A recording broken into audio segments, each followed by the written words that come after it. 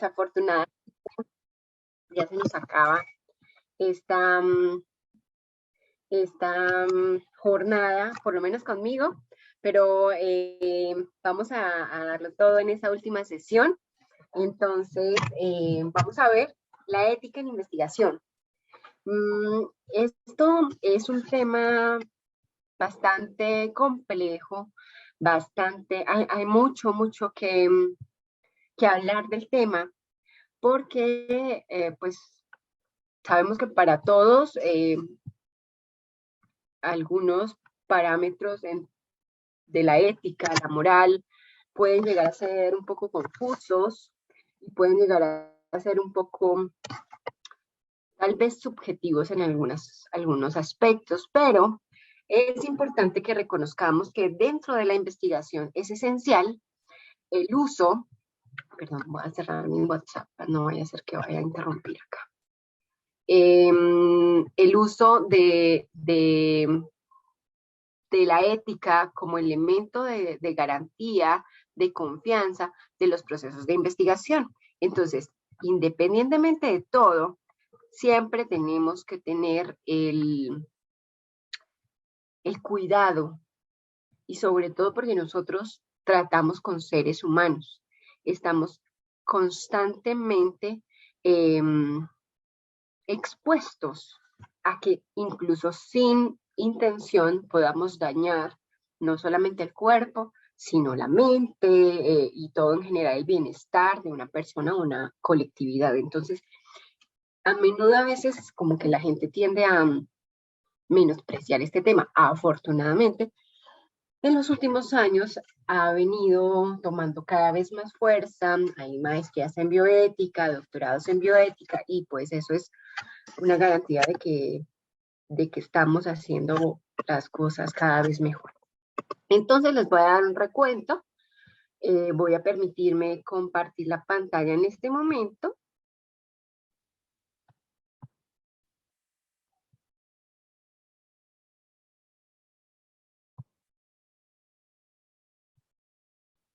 Listo, ¿lo estamos viendo ahí? Sí, maestra. Sí, se ve, doctora. Vale. Bueno, entonces, vamos a hablar de la ética en la investigación. Vamos a ver algunos conceptos, definiciones de la ética, la bioética y la integridad científica, que son cosas diferentes. Vamos a ver algunos datos históricos, normatividad internacional y nacional y algunas conclusiones. El objetivo es describir las bases fundamentales de la ética, bioética e integridad científica en los procesos de investigación. Ahora bien, para iniciar y que tengamos claro qué es ciencia. Ciencia es un sistema que organiza y ordena el conocimiento, en este caso de enfermería, a través de preguntas comprobables y un método estructurado, el método científico, que estudia e interpreta fenómenos naturales, sociales y artificiales. En este caso, pues, en fenómenos del comportamiento humano. Ahora bien, ¿qué es la ética? Es la reflexión crítica sobre los valores y principios que guían las decisiones y comportamientos. Y la moral es el conjunto de costumbres y normas que se consideran buenas para dirigir o juzgar el comportamiento de las personas en una comunidad. Y aquí me quedó muy pequeñito, pero investigación es la actividad orientada a la obtención de nuevos conocimientos mediante el método científico o a la solución de problemas o interrogantes de carácter científico. Estos son datos básicos que a diario utilizamos, a diario los recordamos, pero que a veces tenemos ciertas confusiones. Entonces, sí es importante recordarlos cuando se debe para poder garantizar que estamos hablando en un mismo sentido. Ahora bien, ¿alguien me querría decir de dónde deriva este tema tan importante de la ética en la investigación? ¿Cuáles son sus orígenes? ¿Alguien sabe? ¿A alguien se le ocurre algo? Puede ser a partir de los hallazgos encontrados por los aliados en la investigación que hicieron en la Segunda Guerra Mundial y que, bueno, definitivamente sí hicieron grandes aportes, pero a costa de la dignidad de las personas. Exactamente, Alejandra. La ética en la investigación tiene su origen en los hechos ocurridos a partir de la Segunda Guerra Mundial. Y esto nos lleva a pensar que es relativamente nuevo el tema. Es qué pasaba antes de, si las ciencias son más antiguas, qué pasaba antes de que existieran. ¿Alguien me puede decir cuándo se crearon los derechos humanos? ¿En qué momento de tiempo?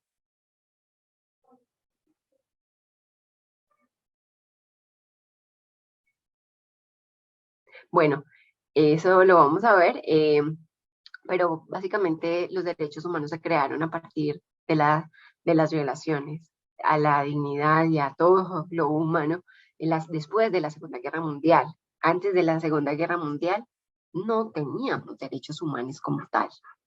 Entonces, si empiezan a analizar en retrospectiva, pues es muy reciente todo esto para la cantidad de años hacia atrás antes de la Segunda Guerra Mundial. Entonces, ven, este tema es ultra importante y estamos entrando apenas al proceso. Entonces, de antemano les digo que es necesario hacer ciencia con conciencia. Y creo que ahí me faltó la S. Es necesario la ciencia con conciencia porque, como les digo, estamos en un medio que podemos hacer muchísimo daño sin intención. Estamos en un medio globalizado que nos permite tener acceso a muchísima información y no sabemos a veces a ciencia cierta si esa información es verificable, comprobada, científica. Además, hay ideologías, cada vez hay más ideologías, más principios, más elementos que hacen de las ciencias cuestiones más rigurosas para trascender y para que las ciencias se conviertan cada vez más resolutivas ante las problemáticas, en este caso, de salud, locales, nacionales y mundiales. Entonces, por eso es que la ciencia, y en este caso la ciencia de enfermería, las ciencias de la salud, tienen una trascendencia enorme. Y entonces tenemos, a partir de eso, que, como nos dice el señor aquí, filósofo, ay, se me fue el nombre. Él es el creador de las revoluciones científicas y como nos dice él, tenemos que revolucionar siempre la forma de hacer ciencia y por eso vemos aquí como su diagrama siempre nos está llevando a revolucionar la forma de hacer ciencia. Él dice que la ciencia sin revoluciones no es ciencia, no crece, no mejora. Entonces, como enfermería es una ciencia, siempre está llamada a cambiar y a revolucionar sus paradigmas. Entonces, recuerden que los paradigmas son conjunto de creencias o de formas que tradicionalmente se hacen o se hacen las diferentes procesos en una ciencia o en una disciplina. Y nosotros tenemos paradigmas. Pero este señor que se me fue el nombre, nos dice que las ciencias tienen que revolucionar para mejorar. Y a diario nosotros estamos revolucionando y cambiando, renovando los paradigmas para poder mejorar y fundamentar mejor la ciencia de enfermería. Entonces, en ese sentido, también es importante y esencial que se revolucione y que se cambien los paradigmas en términos de ética y de rigurosidad o integridad científica, ¿sí? Somos, creo que una de las pocas carreras en donde podemos hacer mucho bien, pero también mucho mal. Ciencia, según Popper, es más que una teoría del conocimiento, debe concebirse como una actitud de respeto a la vida humana y a la moral, propender por el bienestar, procurando el mejoramiento de las condiciones de vida de toda la sociedad en pro de un mundo mejor. Es decir, se necesita hacer ciencia con responsabilidad para construir una sociedad basada en la ética humana y racional, con una visión amplia y compleja del mundo y del propio ser humano. Entonces, Popper, desde hace muchísimo tiempo, se refería a la conexión entre ciencia, ética, moral, bienestar, mejoramiento de las condiciones de vida. Y esto no es nuevo, lo que pasa es que detonó con la Segunda Guerra Mundial. Y entonces, no debemos olvidar que así como la ciencia ha generado progreso, también ha sembrado destrucción y aniquilamiento. Y vamos a ver entonces qué fue lo que pasó en la Segunda Guerra Mundial, que dio origen a todo este desarrollo temático. Entonces, tenemos aquí algunas imágenes muy dicientes de la Segunda Guerra Mundial. Y José Mengele o Josef Mengele es o era el médico personal, perdón. Era el médico, denme un segundito.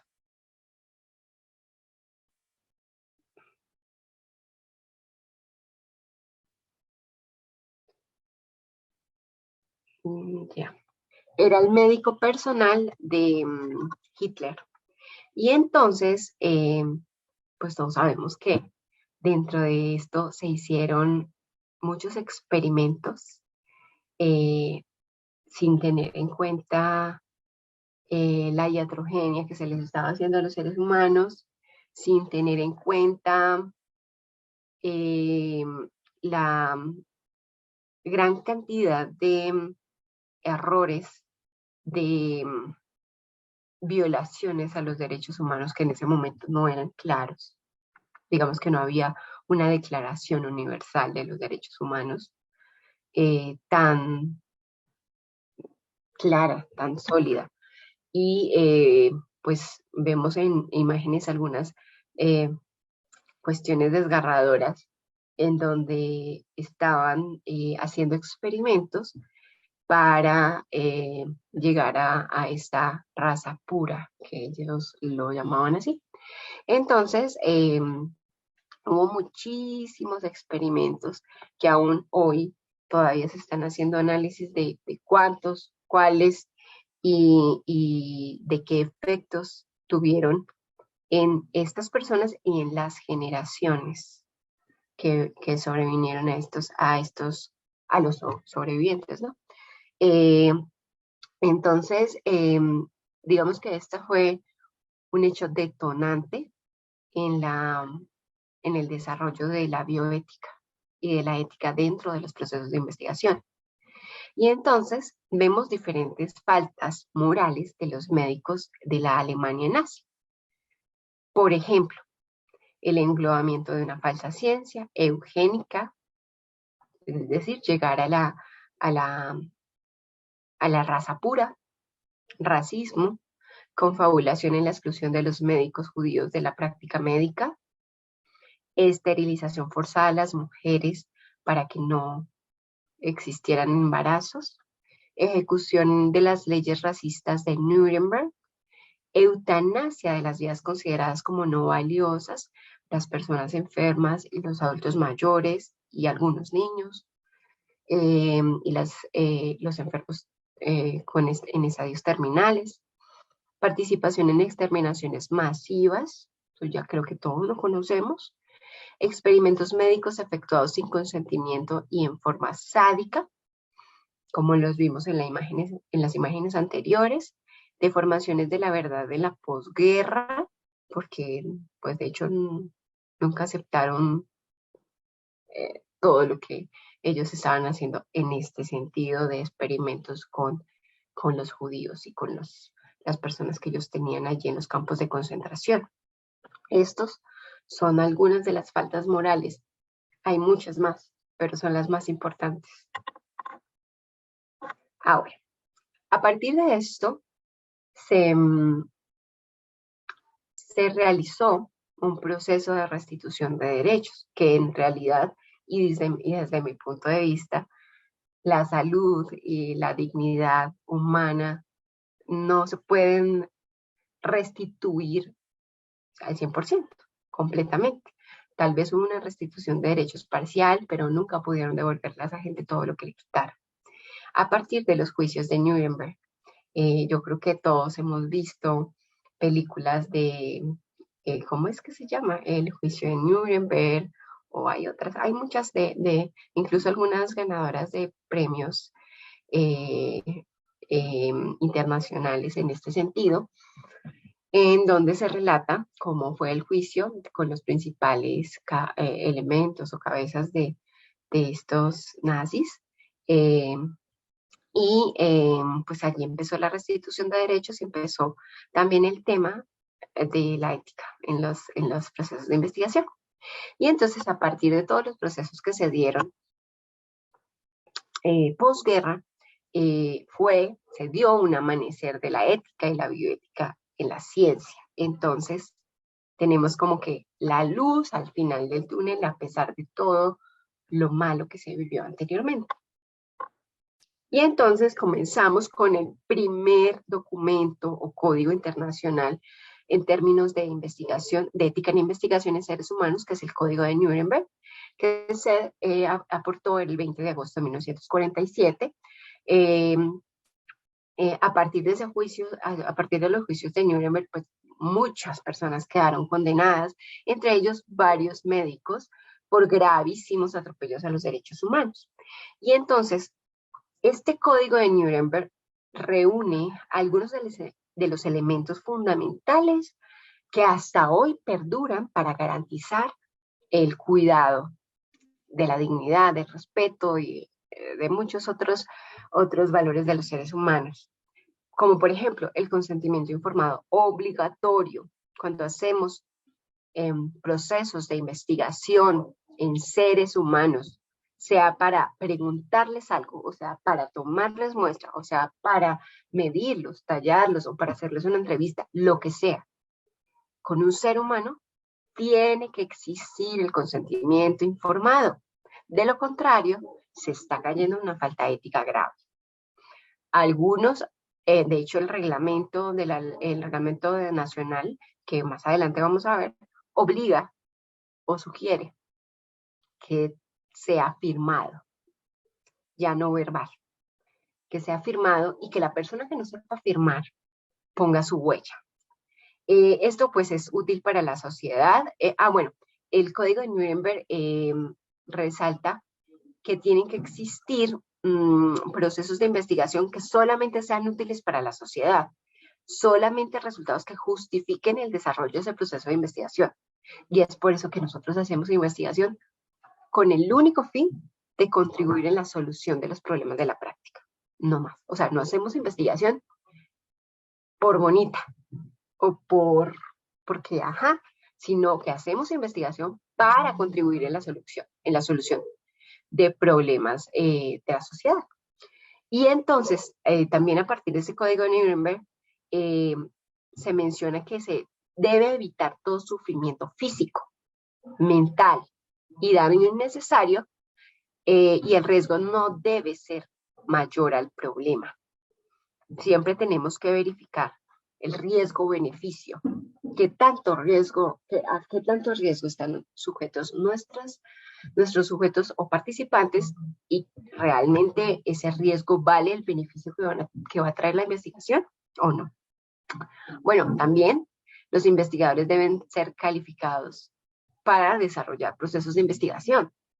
Y si no hay un investigador calificado, por lo menos sí que haya un líder calificado. También resalta la libertad de poner fin al experimento en cualquier momento al sujeto o al participante. El sujeto participante en cualquier momento puede decidir retirarse de la investigación, retirarse del proceso sin ninguna consecuencia negativa, ¿vale?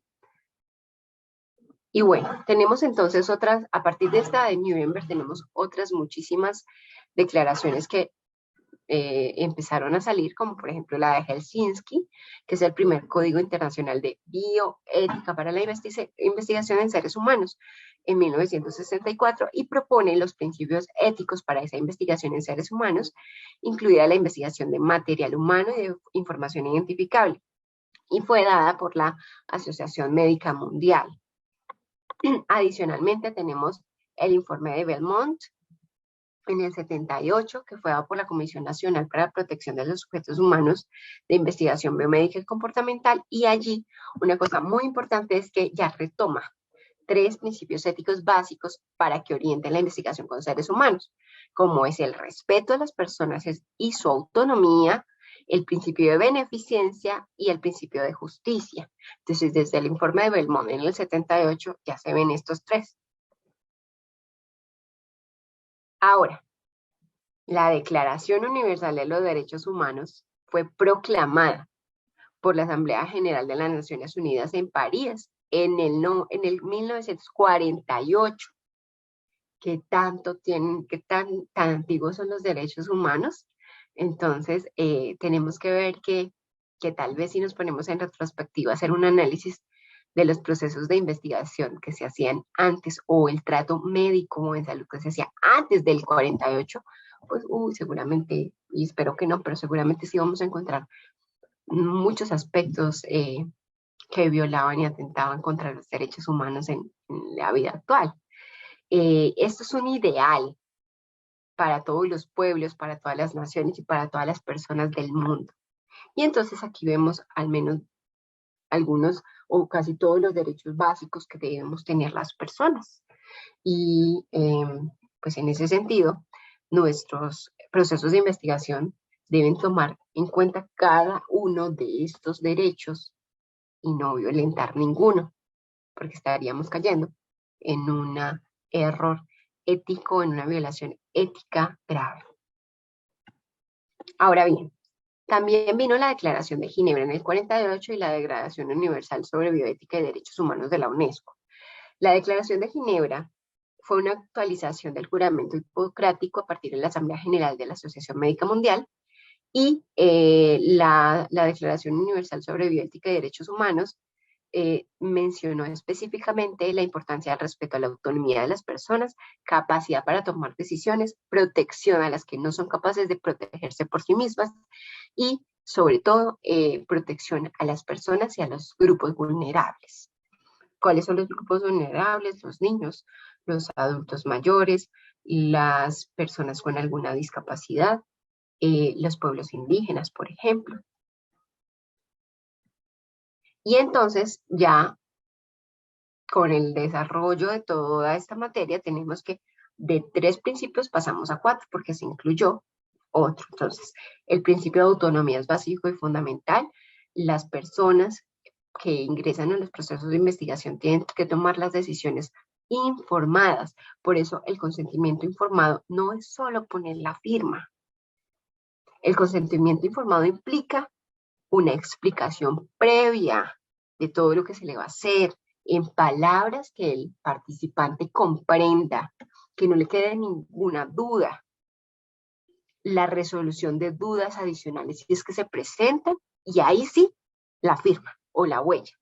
Pero no es que venga, fírmeme aquí sin explicar nada. No, primero hay que explicarle todo a conciencia, qué le va a pasar, qué no le va a pasar, qué se le va a hacer, qué no se le va a hacer, qué va a ganar o qué no va a ganar.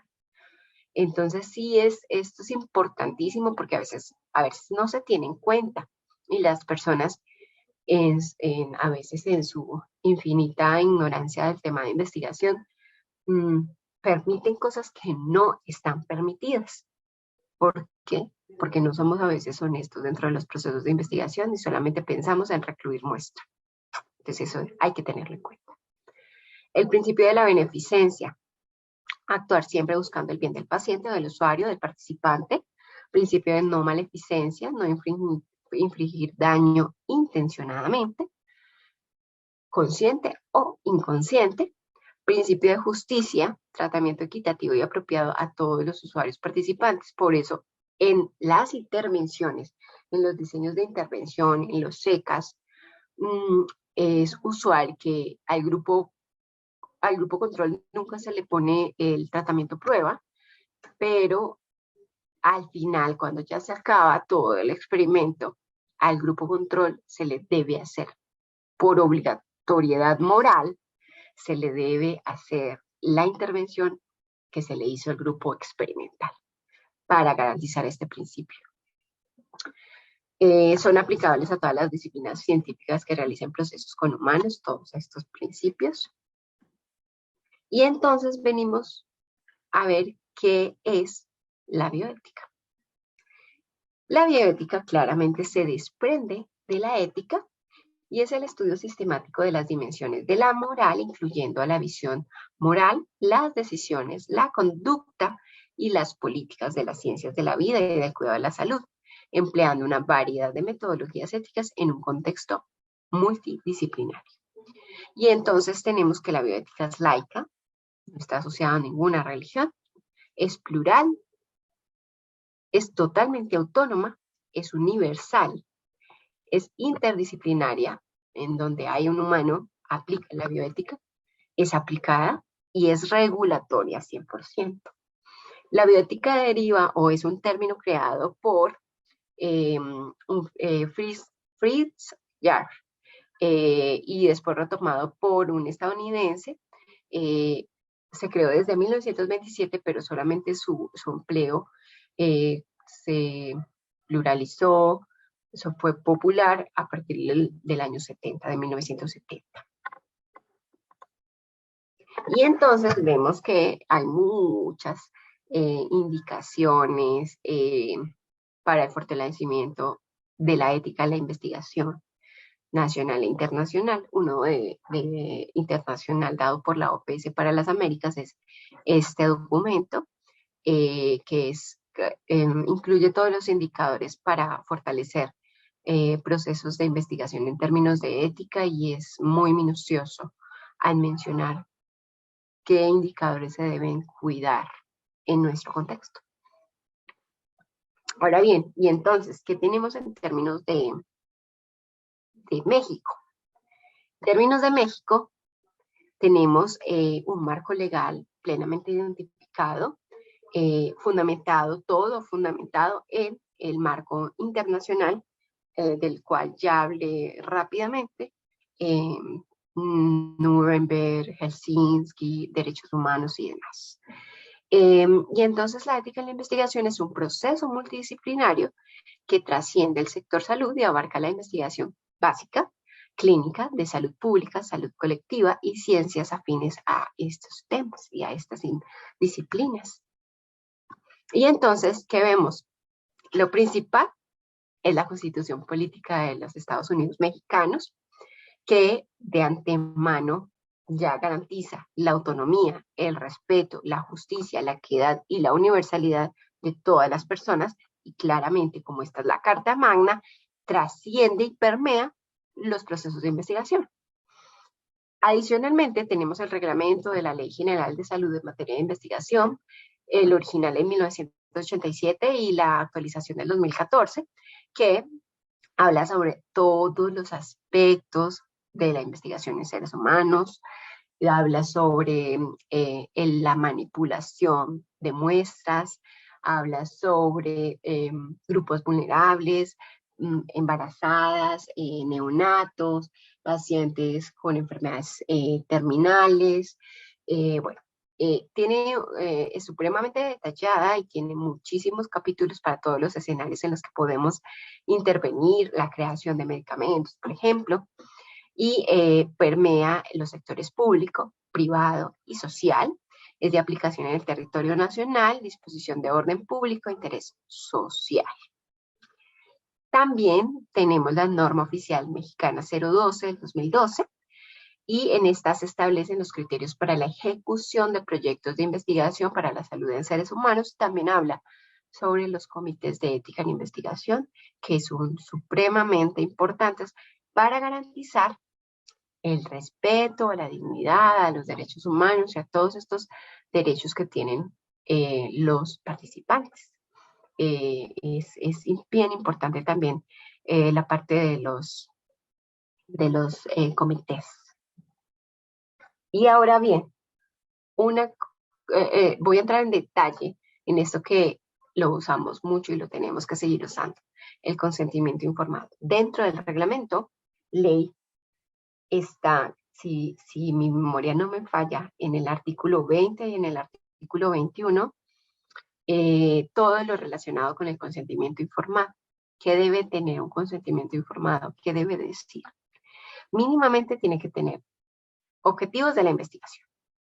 Tiene que tener procedimientos detallados y en términos que la persona o el participante comprenda, ningún término técnico. Riesgos de la investigación y beneficios. Incluirá ahí cualquier beneficio, incluso educativo.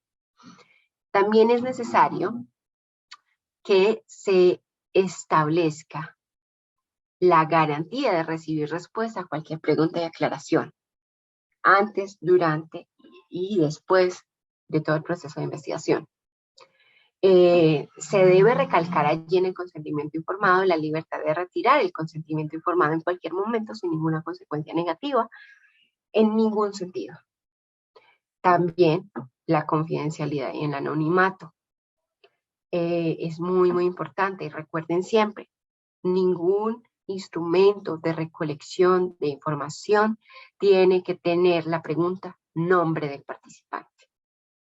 Ninguno, porque entonces desde allí están violando la confidencialidad del anonimato de ese participante. Los instrumentos de recolección de información tienen que ser nombrados con códigos. Participante número 1, participante número 2, participante número 3 y así sucesivamente. Pero jamás les preguntamos el nombre.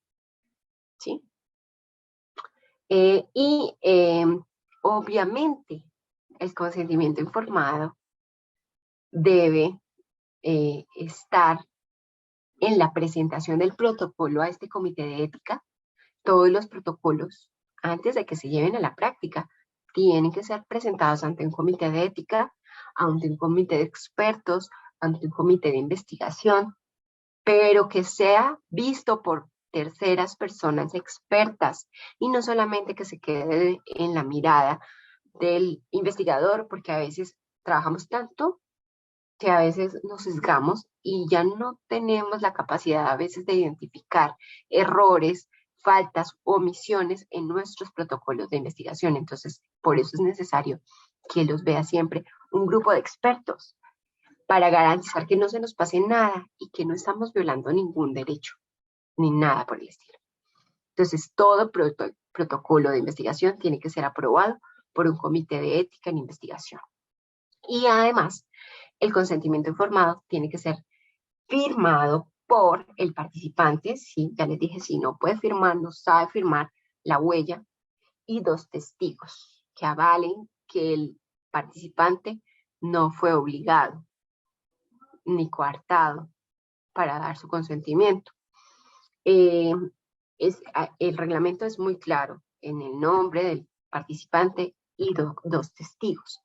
Y se le debe entregar un duplicado a el participante y yo como investigadora me quedo con una copia firmada. Esto es lo que dice. Maestra, Dime. disculpe la interrupción. No me quedó muy claro lo que es el comité de ética. Por ejemplo, si en dado caso un investigador particular quisiera pues continuar algún protocolo, alguna investigación por su cuenta, aquí cómo aplicaría lo del comité de ética o cómo buscaría que se le apruebe o en qué forma. No importa que tú seas un solo investigador. Tú tienes que someter ese proceso de investigación a un comité. ¿Dónde lo vas a hacer? Por ejemplo, ¿dónde vas a hacer tu proyecto? No, es algo hipotético. No tengo establecido hasta ahora. No importa. Si yo soy una investigadora. Digamos que quiero hacer una investigación en estudiantes de enfermería. Bueno, Pues tus estudiantes de enfermería son estudiantes de alguna parte, ¿verdad? Sí, digamos que lo quisiera hacer a nivel nacional, Bueno, no pero específico. tienes que conseguirte en alguna universidad, en un hospital que te avalen ese protocolo, pero tú necesitas, además porque si lo quieres publicar, actualmente casi todas las revistas te exigen la carta de aval del protocolo por un comité y el registro. Entonces, actualmente se está poniendo así el asunto, casi todas las revistas te piden eso. Y si no te lo piden al inicio, cuando ya te digan está aceptado, por favor, incluya la carta del aval de un comité de ética o de expertos. Pero tú, como investigador, tienes que buscarte un comité. Los comités fungen en los hospitales, en las universidades, pero tú no puedes, en términos éticos, iniciar un proyecto de investigación si no está avalado por un comité. Tienes que buscarte. Ok, entonces si entendí bien, digamos que una institución, llámese hospital, universidad, tiene que dar el respaldo conforme al comité de ética de la investigación. Es algo que...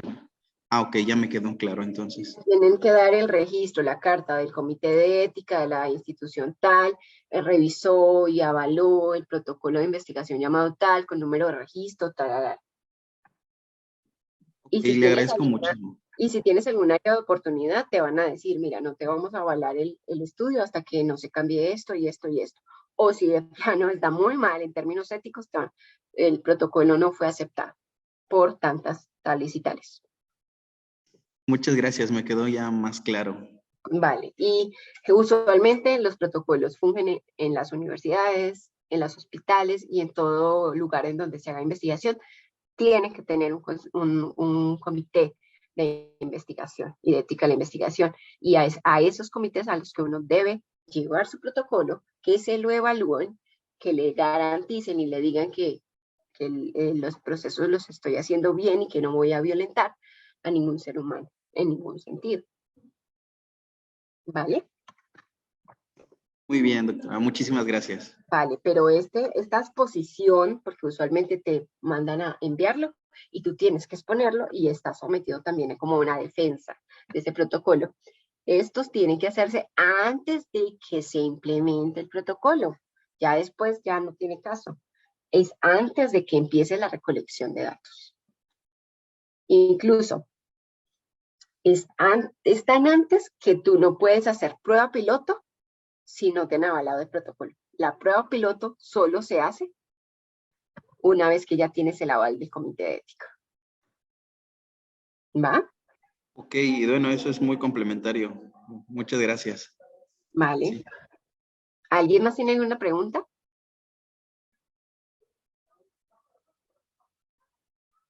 No, doctora, gracias. Vale. Bueno, y entonces vamos a hablar en términos de integridad científica. ¿Qué es la integridad científica? Es un término relativamente nuevo. A partir de todo el auge de los procesos de ética y demás en la investigación, se ha incluido este término para basar las buenas prácticas en la generación y apropiación del conocimiento. Hace alusión principalmente al respeto a la propiedad intelectual. ¿Y qué es la propiedad intelectual?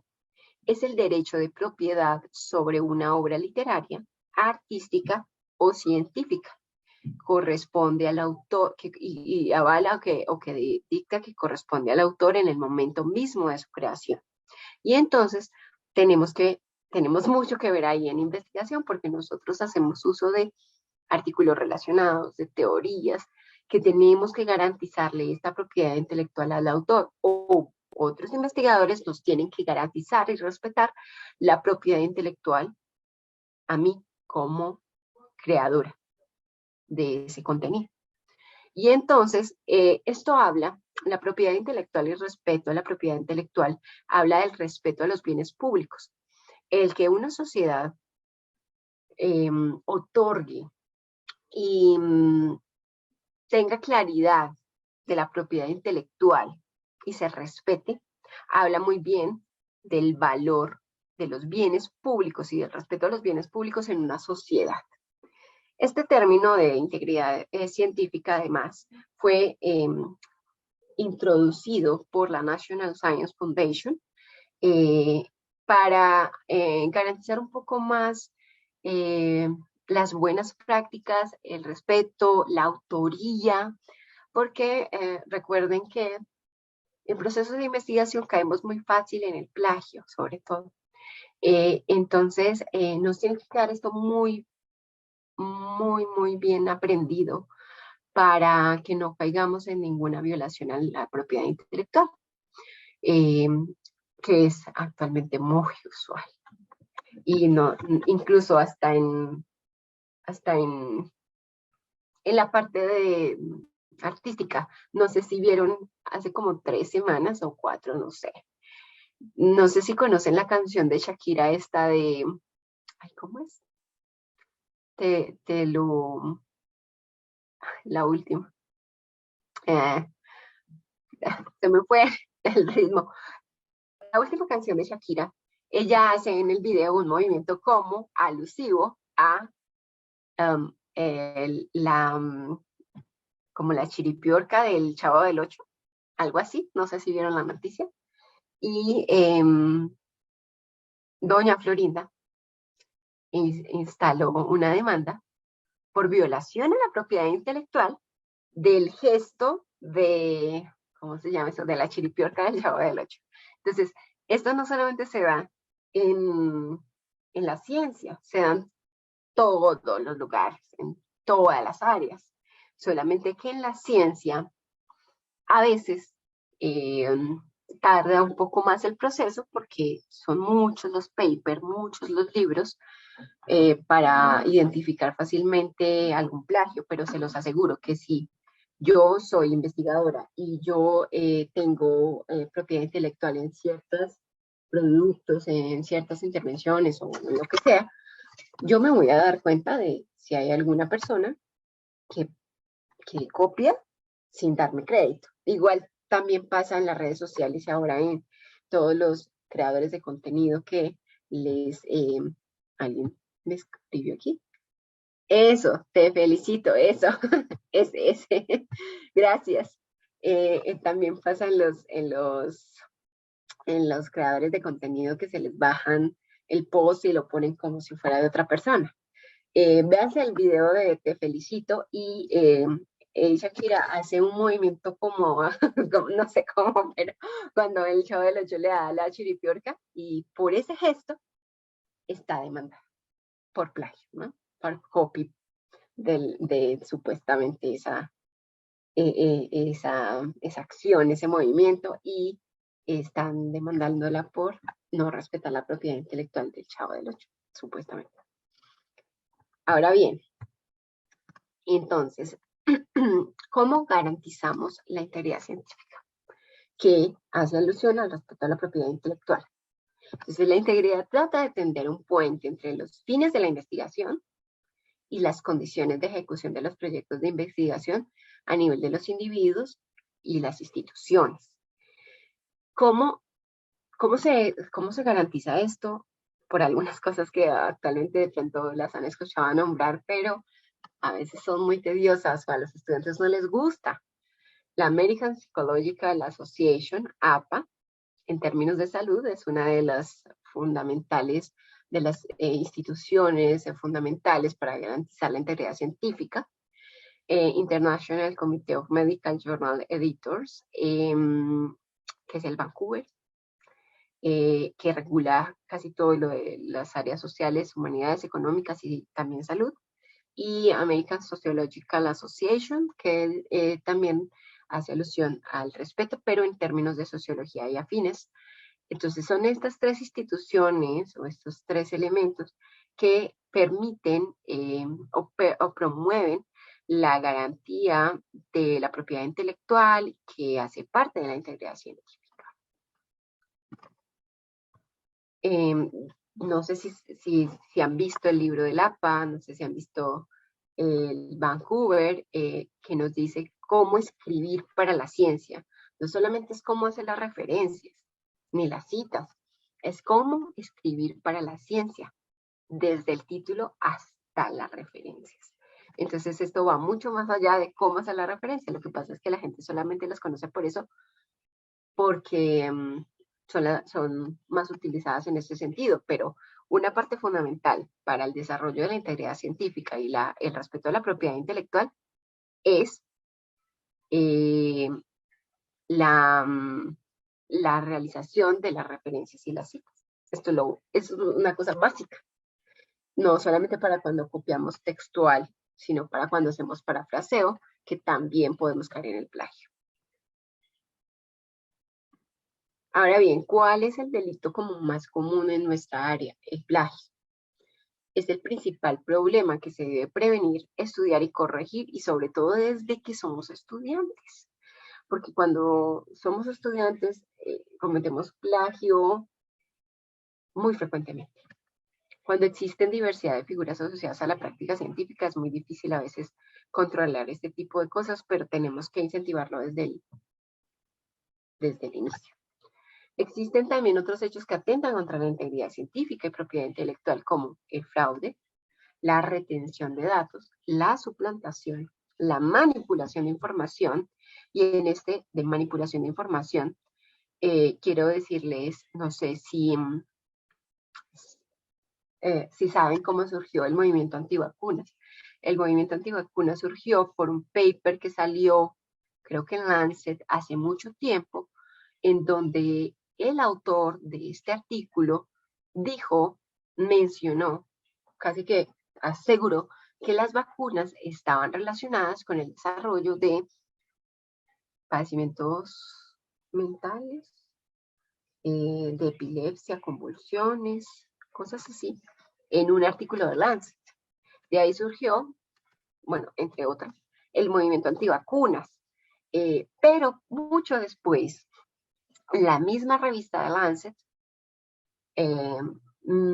casi que mencionó en todas sus ediciones posteriores que este artículo había sido manipulado para tener esa asociación estadística.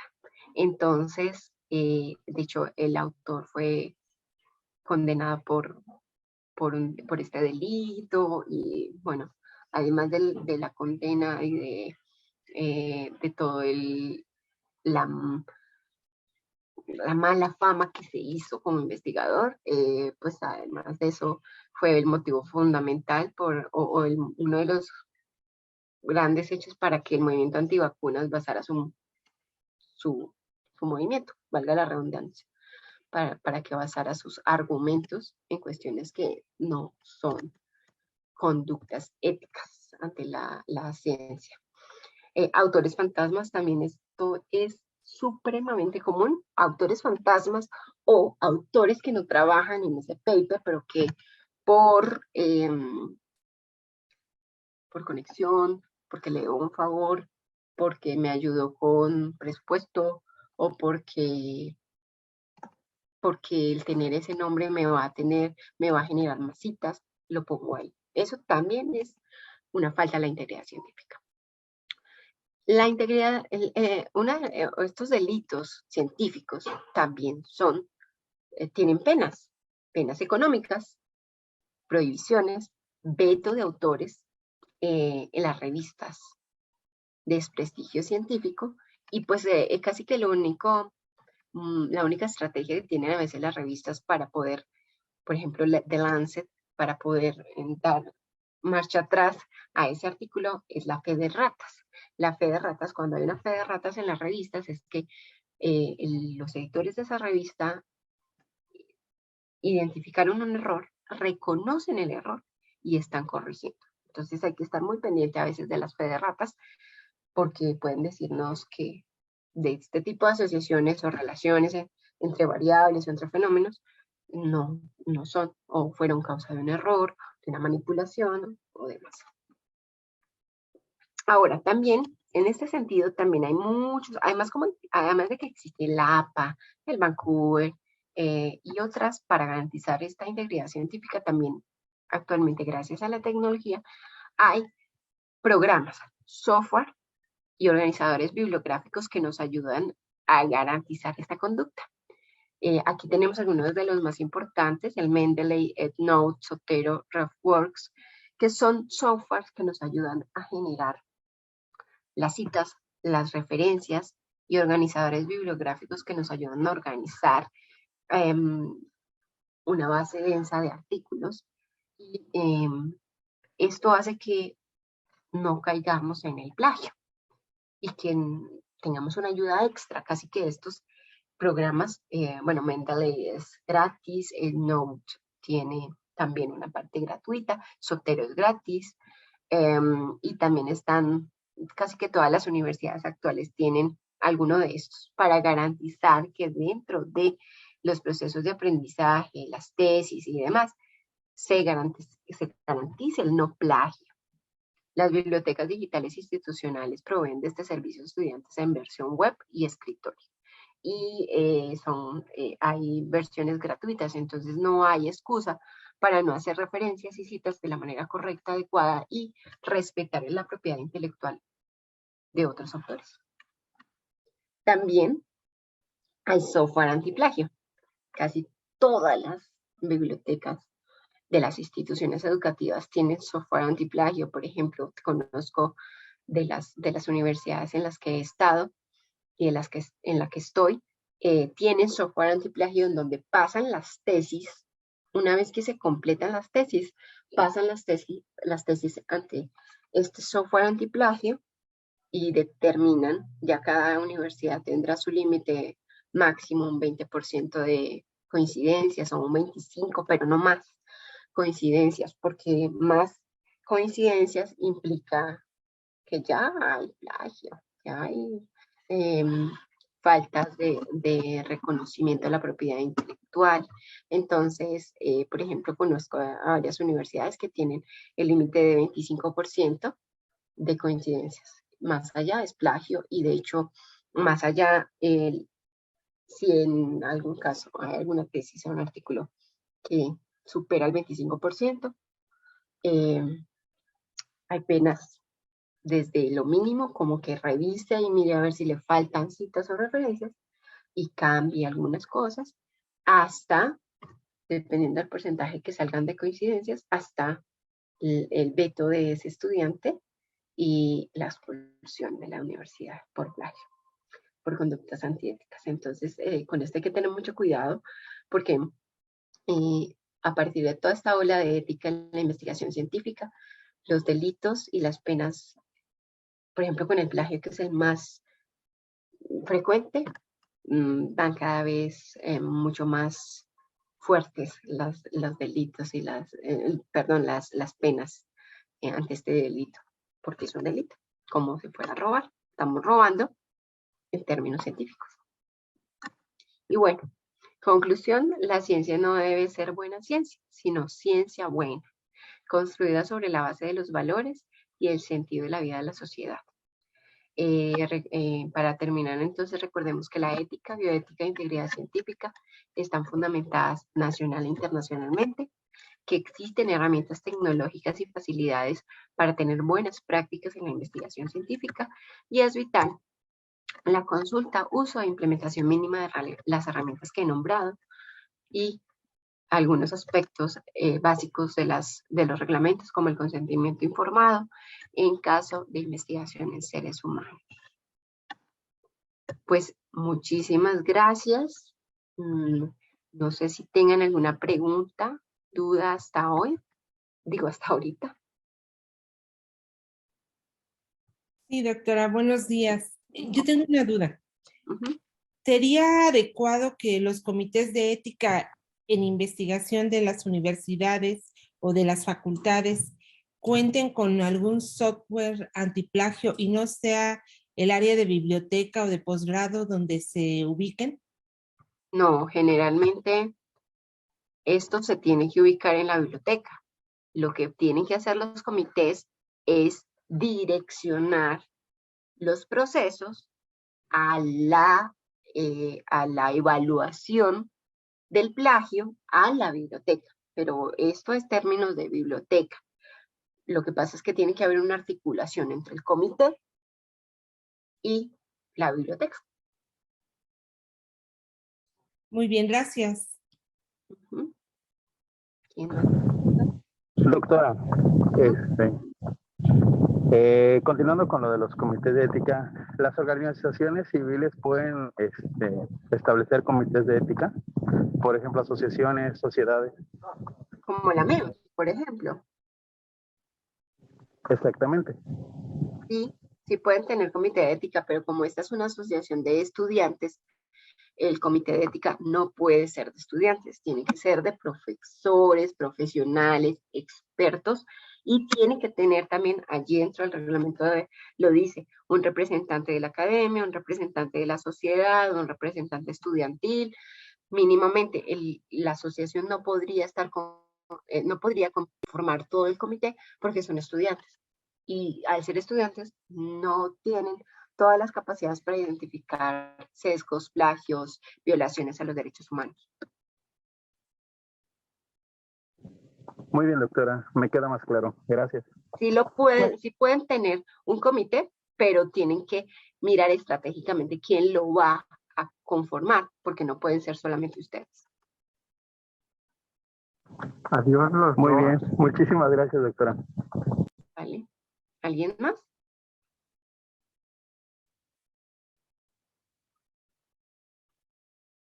¿Alguien más?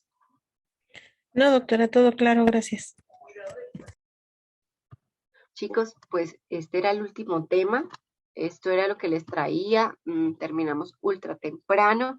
No sé si quieran los que estén interesados en resolver dudas o en que mire sus documentos. Daniel, hoy terminé muy temprano, lo siento, pero este tema es corto porque en realidad traer el reglamento aquí, pues sería mejor que lo leyeran. Lean el reglamento porque es largo, lean la actualización, y estos son temas en los que cada uno tiene que, pues, explorar qué es lo que aplica para su protocolo. Por ejemplo, dentro del el reglamento también está las categorizaciones del riesgo de las investigaciones. Entonces, los protocolos de investigación pueden ser de riesgo mínimo, riesgo nulo, riesgo moderado, riesgo alto. Depende de lo que ustedes vayan a hacer con los sujetos participantes. Por ejemplo, los protocolos para creaciones de medicamentos y demás son riesgo alto.